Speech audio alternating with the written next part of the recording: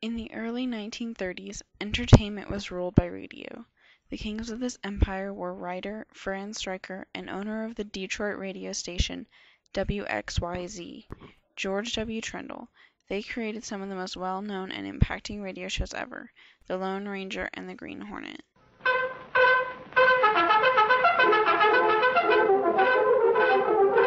The Lone Ranger.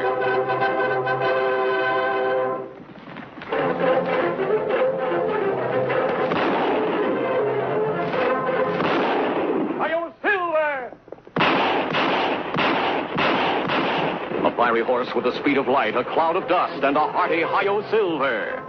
The Lone Ranger. Before cartoons were invented, children would listen to radio programs after school. In fact, many popular radio shows eventually turned into movies and cartoons. First broadcast on February 2nd, 1933, The Lone Ranger was probably the most successful children's radio show ever, despite over half its audience being adults. A total of 2,956 episodes of The Lone Ranger were aired on the radio, each one opening with Gaucho Rossellini's William Tell Overture. The show was originally aired on WXYZ Detroit, but later moved to Mutual Broadcasting System and finally to NBC's Blue Network, now known as ABC. It featured the fictionalized life of Texas Ranger John Reed, a ranger whose brother was killed in an ambush. He supposedly made a black mask from his brother's vest and began to roam the plains fighting crime. In the show, he was always followed by his trusty Indian sidekick Tonto, played by John Todd, and remembered for his catchphrase Kemo Sapi, or faithful friend. The Lone Ranger himself was originally played by George Stannis, but he left the show after 3 months. Brace Beemer was then brought in for a short time, but he too left. Earl W. Grazer took the title role until an automobile accident in 1941.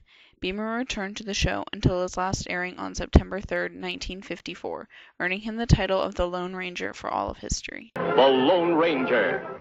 Another challenge for the Green Hornet, his aide Cato, and their rolling arsenal, the Black Beauty. On police records, a wanted criminal, the Green Hornet is really Britt Reed, owner-publisher of the Daily Sentinel. His dual identity known only to his secretary and to the district attorney. And now, to protect the rights and lives of decent citizens, rides the Green Hornet.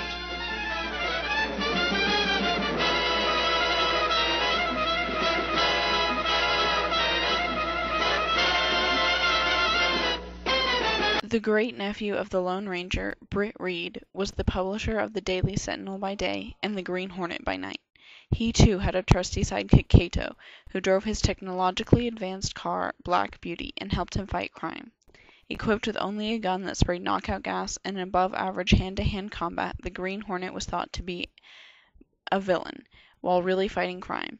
The show premiered in January 1936 and starred Al Hodge as Britt Reed.